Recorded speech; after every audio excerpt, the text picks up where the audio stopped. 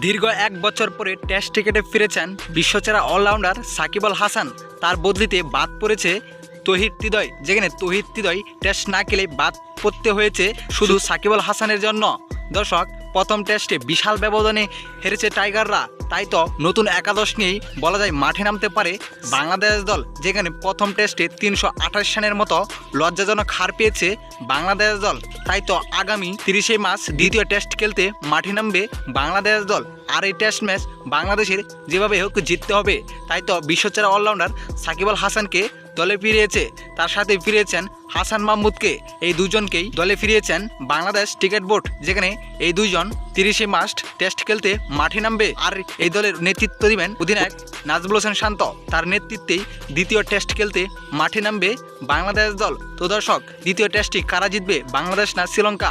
জানিয়ে দিন আপনার মতামত আমাদের এই ভিডিওর কমেন্ট বক্সে। ধন্যবাদ।